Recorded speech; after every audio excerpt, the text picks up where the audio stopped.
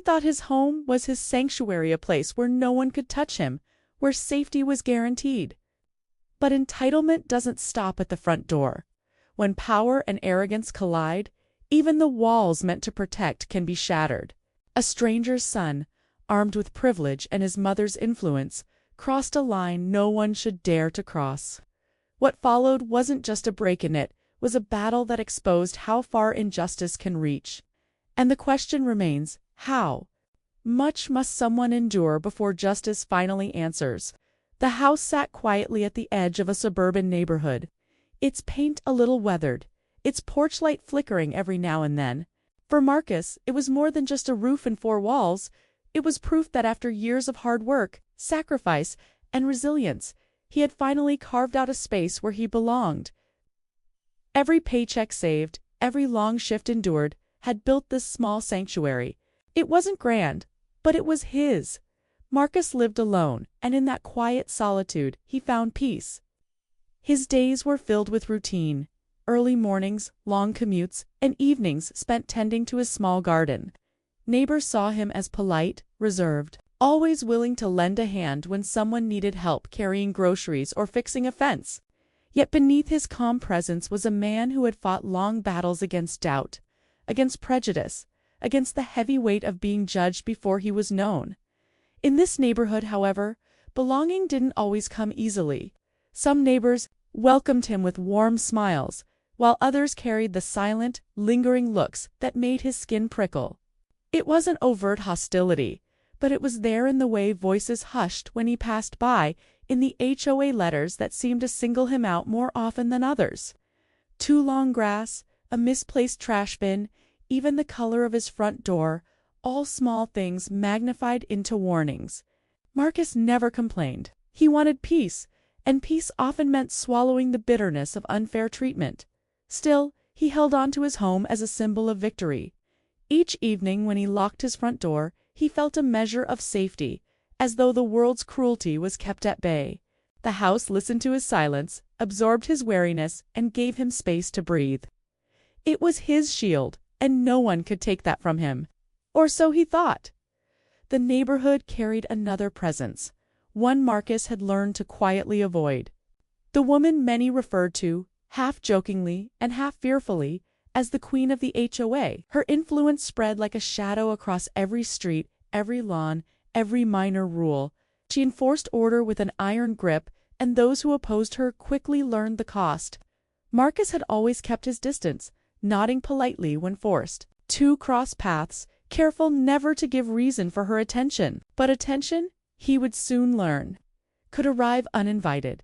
The summer heat that year seemed heavier than usual, pressing down on the neighborhood with a suffocating stillness. Marcus often spent his evenings on the porch, letting the fading sun ease his tired body. He noticed small things: a bike left in his yard, unfamiliar footprints in the garden, the sound of laughter carried from a house a few doors down. They were details he brushed off, convincing himself they were nothing unusual. Yet unease began to settle in his chest, faint but steady, like the low hum of a warning he couldn't quite hear. And then there was the boy. He couldn't have been more than 18, swaggering down the sidewalk with the careless pride of someone who believed the world owed him space. Marcus had seen him before, leaning against cars that weren't his, tossing loud music into the air, speaking with the kind of sharpness that dared anyone to challenge him. His mother's presence gave him an untouchable shield, and he wielded it openly. Neighbors whispered, shook their heads, but rarely intervened.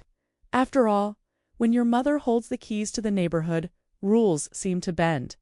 For Marcus, the boy was background noise, another reminder that arrogance grows where power allows it. He kept his distance, the way he always did, quietly choosing peace. But peace is fragile, and when tested, it can crack. As the days stretched on, Marcus began to feel his sanctuary tighten around him. Little things no longer felt so little. The bike returned. Footprints edged closer to his porch, and late one evening, as he prepared to close his blinds, he saw a face staring back, not hostile, not friendly, but full of a boldness that didn't belong there. The boy's eyes lingered. Too long, his smirk pressing an invisible weight against Marcus's chest. That night, Marcus double-checked his locks. He walked from door to door, hand resting on each knob, making sure every entry was secure. It wasn't paranoia, it was instinct, the kind of instinct born from years of knowing that safety, for some, is never promised. The house that once gave him peace now whispered questions in the dark. Was he truly safe here? Or was the silence before him only a fragile pause before a storm? The answers would come soon enough, and when they did, Marcus's world would be shaken in ways he never imagined. The days that followed carried an unease Marcus couldn't shake. What once felt like a safe rhythm morning coffee on the porch, evenings tending the garden now carried shadows of suspicion, caught glimpses of the boy more often, wandering too close to his property, dragging his sneakers across the edge of Marcus's lawn, as if testing invisible boundaries. Small acts, but heavy with meaning. At first, Marcus tried to ignore it. He told himself he'd endured worse in life, that this was just another test of patience. But one afternoon, as he came home from work, he found his trash can tipped over, garbage scattered across his driveway. His neighbor's bins stood upright, untouched. A sour pit twisted in his stomach. It wasn't the mess that bothered him, it was the message. That evening, a letter arrived from the HOA, a warning notice. Trash container not secured properly. Marcus stared at the paper, his jaw tightening. His bin hadn't been left unsecured. He knew it, but he also knew the game accusations dressed as rules, targeting him while others received a blind eye. He thought about confronting the HOA president, but the idea left him cold. She was the boy's mother, and her power stretched like a net. What chance did he stand? Still, he held his silence. He cleaned up the garbage, he filed the letter. He chose peace, but peace has limits. A week later, Marcus awoke to the sound of pounding, not at the door on the side of the house. He rushed out, heart thundering, only to find fresh dents in the siding, fist-shaped impressions against the wood. And there, at the edge of his property, stood the boy, laughing with two friends. They didn't run, they didn't hide. They just stared back, daring him to react. Marcus wanted to call the police, but hesitation weighed heavy. Experience had taught him that his word often held less weight than others. What if the officers sided with the boy? What if the mother's influence turned justice against him? He retreated inside, gripping the phone but never dialing. Instead, he reinforced his doors, checked his locks again, and slept fitfully. Ears tuned to every sound. The harassment grew bolder. Footprints on his porch, graffiti sprayed on his fence. Just one word, scrawled in jagged letters, leave. The paint dripped like blood down the boards. Searing itself into his memory, he cleaned it off, hands trembling, anger simmering beneath his skin. But as the paint dissolved, the message didn't. It lingered, louder than ever. And then came the night everything shifted. Marcus had been sitting in his living room, reading in the soft glow of a lamp, when he heard the creak of his back gate. He froze, book slipping from his hand. The sound was unmistakable. Someone was on his property. He moved quietly to the window, peering through the blinds. His stomach dropped. The boy was there alone this time, creeping across the yard with a flashlight. His face carried no hesitation, only smug assurance, like he owned the ground he walked on. Marcus's heart hammered. He wanted to shout, to scare him off, but instinct held him back. Instead, he grabbed his phone and raised it, snapping pictures through the blinds. The flash betrayed him. The boy's head snapped toward the house and their eyes locked. For a heartbeat, silence. Then a grin spread across the boy's face. He mouthed something Marcus couldn't hear. But the message was clear. You can't stop me. The gate clanged shut as the boy slipped away into the night. Leaving Marcus shaken and breathless, the next day another letter appeared from the HOA. This one accused Marcus of harassing minors in the neighborhood. His pictures, taken as proof, had somehow been twisted into evidence against him. His stomach churned as he read the words, bile rising in his throat. How could they turn? Reality upside down so icily. But Marcus wasn't just fighting against one boy. Now he was battling an entire system, one that shielded entitlement and punished resistance, and the boy knew it. That weekend, Marcus returned home from errands to find his front door slightly ajar. His breath caught. He knew he had locked it. Slowly, he pushed it open, every nerve screaming. Inside, drawers were pulled open, belongings scattered. His sanctuary had been violated. He searched frantically, heart racing, until he found a crumpled note left on the kitchen table. 4 words, written in thick black marker. "Mom says I can." The message stole the air from his lungs. This wasn't just harassment. It was invasion. It was arrogance, weaponized, backed by the power of someone who believed rules didn't apply to them. Marcus stood frozen in the middle of his ransacked home, chest heaving, mind spinning. The silence of the house felt heavier now, pressing against him like a warning. If this could happen once, it could happen again, and the question clawed at him. What happens when the locks, the doors, the walls, all the defenses he trusted no longer matter? The answer was coming, and when it did, the fragile line between intimidation and destruction would shatter completely. Marcus had always believed that fear reached its peak in silence, the long, heavy stretches of waiting when danger hovered just beyond sight. But he was wrong. The worst fear came when the danger was no longer hiding, when it forced its way in and stood there, daring you to react. The night began like so many others. Marcus, moving through his home with routine precision, double-checking locks, drawing curtains, and letting the low hum of the television fill the air. But unease lingered.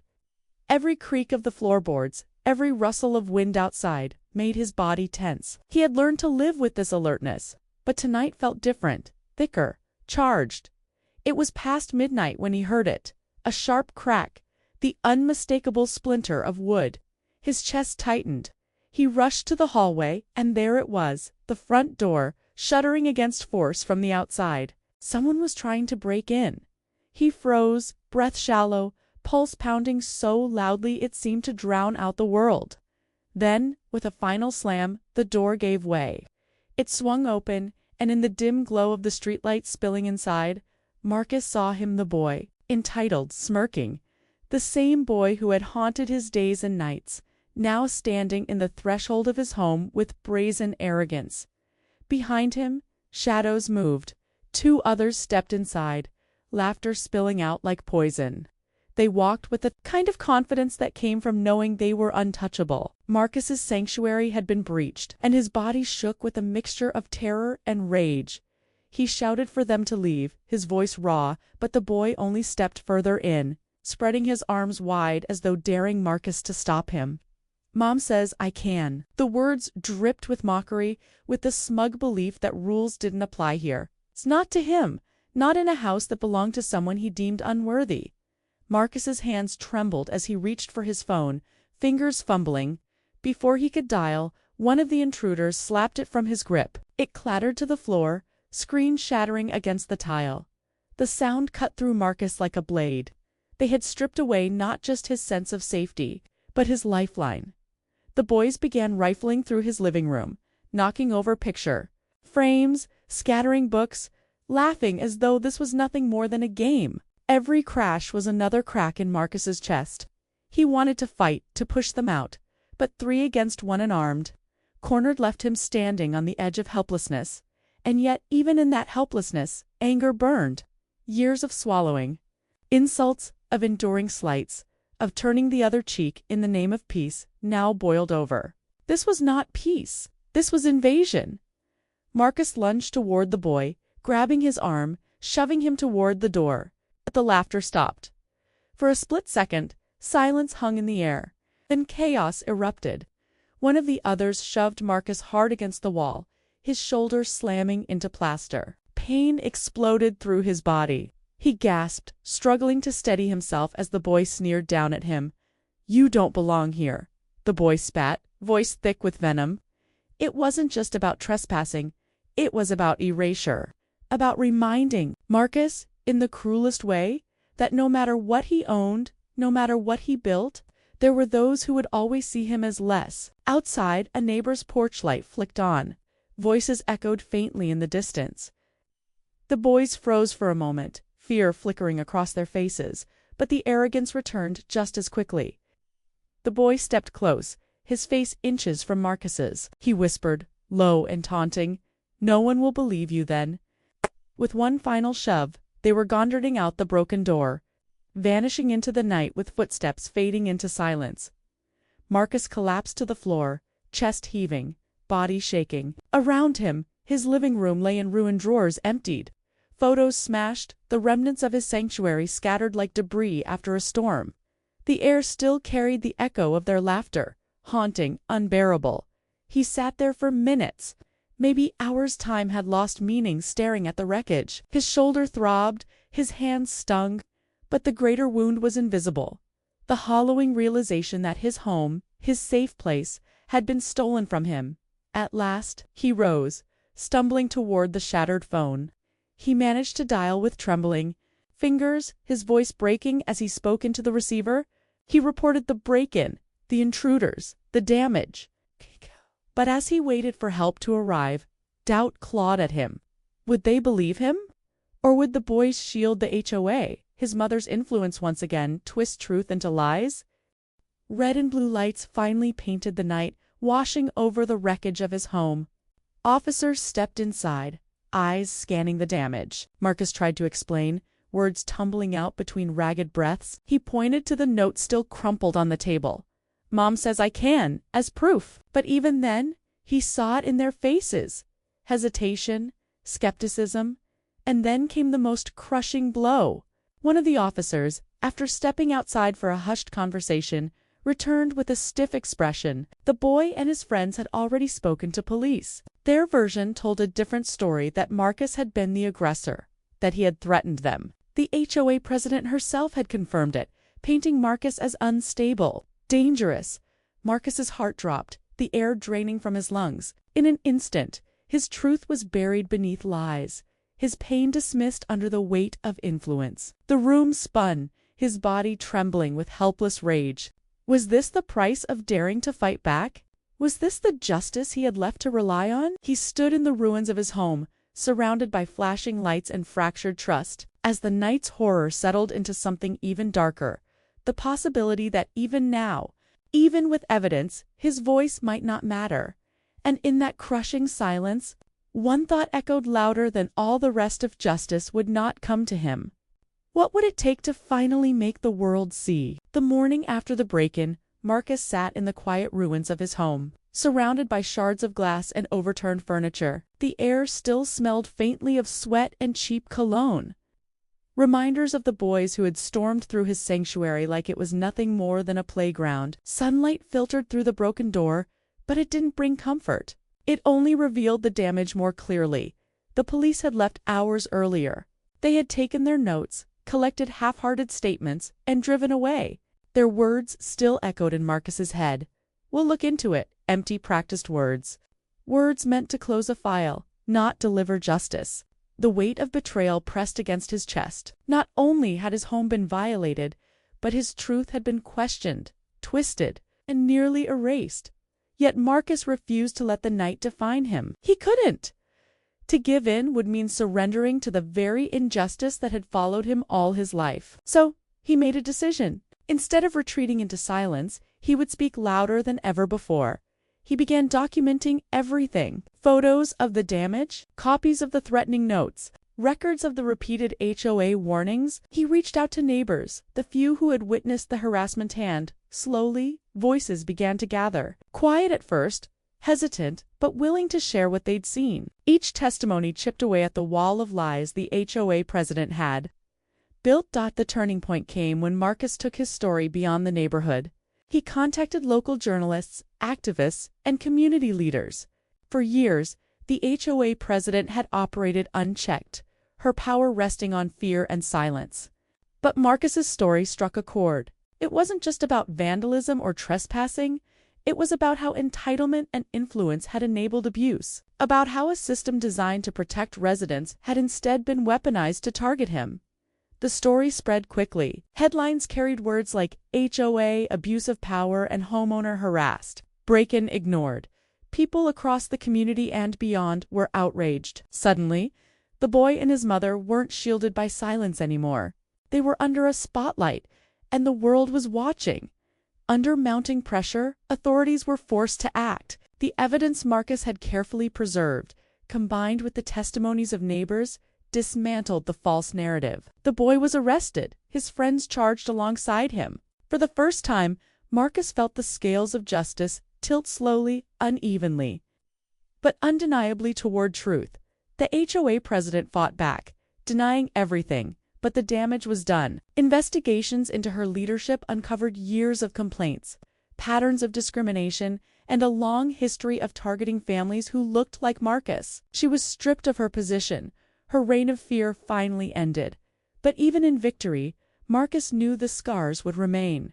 His home, once his sanctuary, no longer felt the same. Each creak of the floorboards, each knock at the door reminded him of the night he lost his sense of safety. The world expected celebration, but what he felt was more complex, a mix of relief, exhaustion, and a heavy awareness that his story was not unique for every Marcus who found justice. There were countless others whose voices were silenced, whose stories never reached the headlines, whose pain remained invisible. His victory was personal, but it was also a mirror reflecting something larger.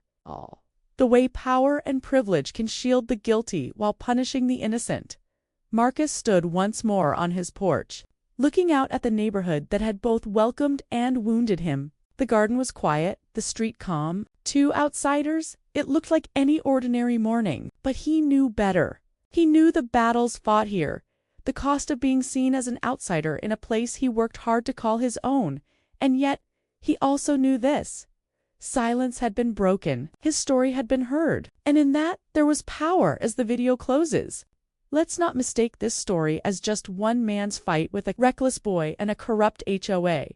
This is about the deeper truth that racism and entitlement are not always shouted in the open. Sometimes they creep quietly into daily life, disguised as rules, hidden in influence, whispered in the shadows of privilege. And too often, those without power are told to endure, to swallow their anger, to choose peace even when peace is not given to them. But Marcus's story reminds us of something else. Change begins when silence ends. When voices rise, when truth is documented, when communities refuse to look away. So ask yourself, how many more doors must be broken down? How many more voices dismissed before we demand a different ending? Because justice delayed is justice denied. And silence, when it protects the powerful, only fuels the cycle of harm. This was Marcus's story, but it could have been anyone's. It could still be yours, your neighbors, your friends. The question is, when the time comes to stand, to speak, to refuse silence, will you?